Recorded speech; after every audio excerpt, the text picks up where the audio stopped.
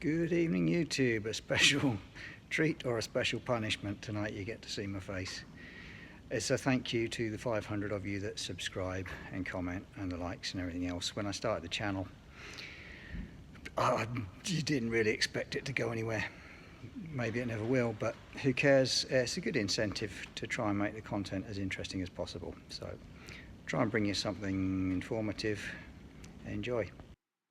Right, you've seen me weld these old bits of exhaust pipe before, and the trouble with these is people weld them and weld them and weld them because they're expensive to replace. They patch the patches and eventually it becomes too difficult to repair further. As you can see, this is what we often find. Not really acceptable. We cut the whole end off back to more sound material and probably fabricate a new end and weld that on, but in the meantime we can use this bit for practice because I just wanted to illustrate something. Alright, another TIG welding video, there's plenty of them on the internet, but this stuff you can never really get completely clean. I've sanded it and bead blasted it there where I've done a practice weld, but there's still some oxides and pits remaining. You have to clean the inside as well. You can only do that with abrasives and it's not perfectly clean. And if you watch weld.com, they'll say make every weld better than your last. A great channel. My welds are not getting better than my last, and I'm getting kind of frustrated because I'm not improving. So I thought what I might do, you know, being as I'm a bit of a tackle tart, all a gear and no idea, is visit the Weldmonger store. Jody at weldingtipsandtricks.com, fantastic channel. The Weldmonger store works better when it's the right way up. But I bought the Furick Arsenal kit. Lots of nice things designed by a guy called Mike Furick. For sale by Jody. He's tested them all. He likes them. He's a super experienced welder, been in aerospace, been in many industries. Better than most of us will ever be and more experienced, and his channel's awesome. He gives you real world tips.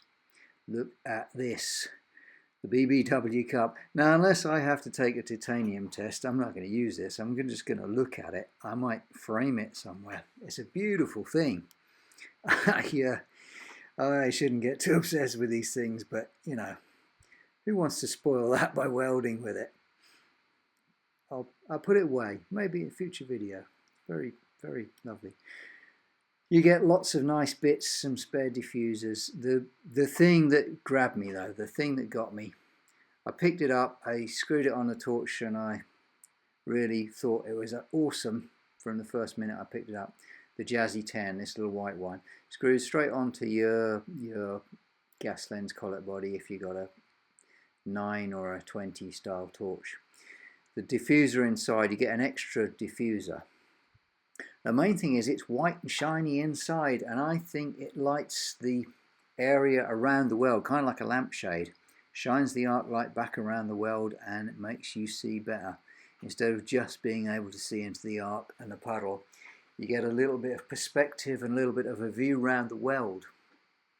Also notice I didn't have to increase the gas flow significantly. It's really efficient on gas.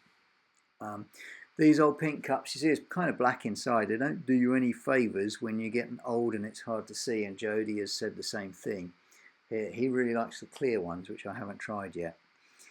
This material is usually thin-walled and it's usually partly oxidised, and it's not the easiest stuff in the world to get a bright, clean, shiny weld on. You need all the help you can get.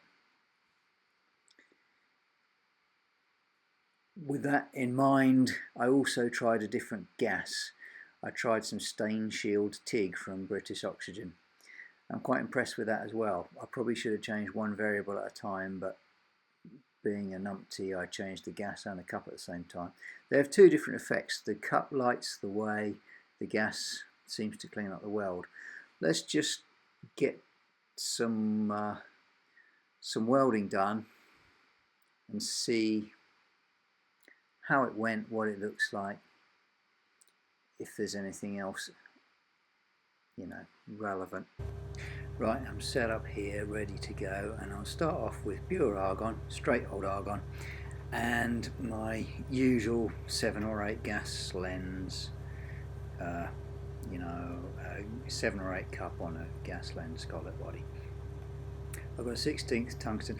Oh, the tungsten's contaminated.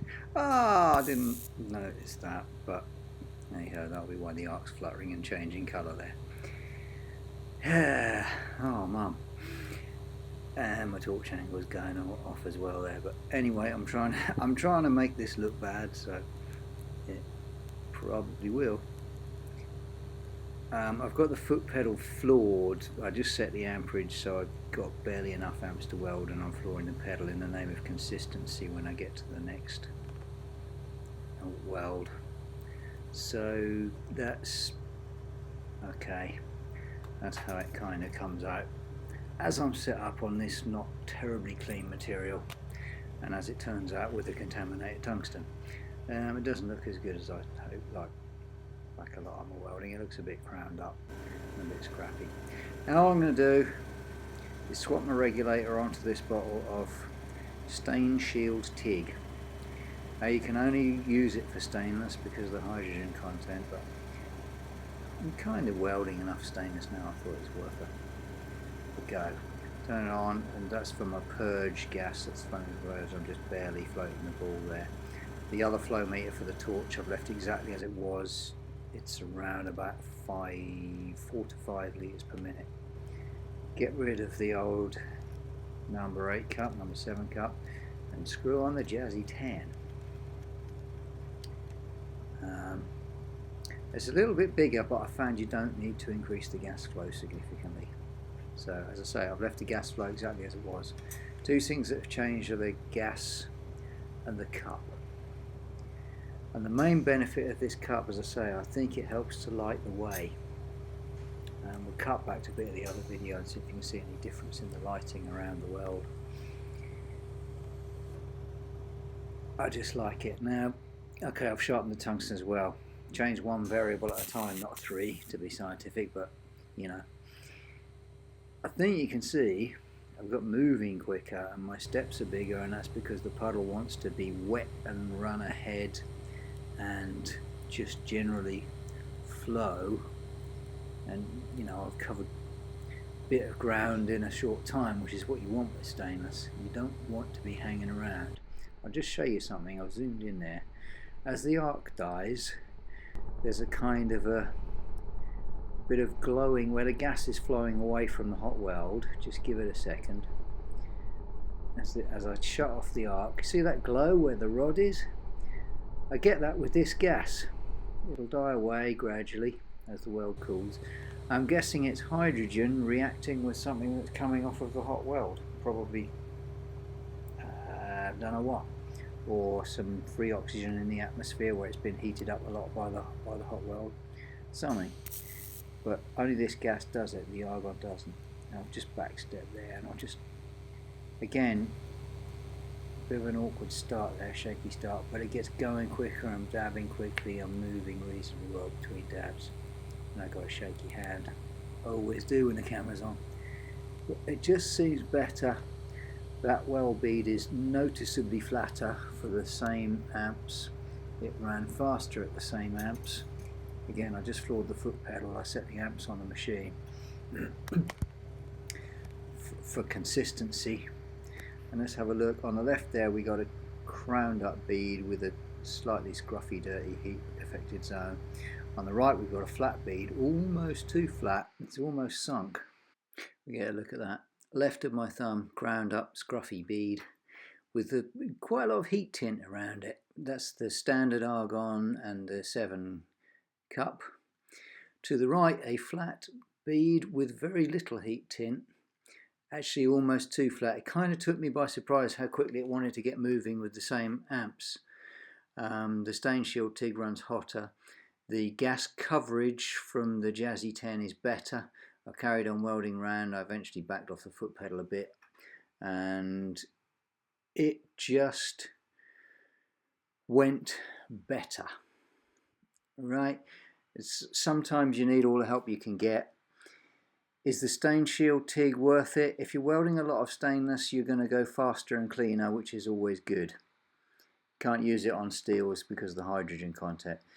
Is the Jazzy 10 worth it? Absolutely. It uses barely any more gas than a 7 or 8 cup, and it gives you better coverage. You can use more stick out if you need to, if you up the gas flow a bit. Jazzy 10, big fan. Stainshield Tig at the moment, I'm liking it as well. I hope you've enjoyed that. Well, if you've enjoyed all these videos, you probably need a qualified psychiatrist to help you out. But let's get to 1,000 subscribers. Like, share and subscribe. Thank you very much. Good night. Just as we get to the end here, notice it's relatively dark around the old pink ceramic cup and relatively light around the Jazzy 10. You can see where I've been, which is always not good news. It really does, it does light the way better, no question. Good night.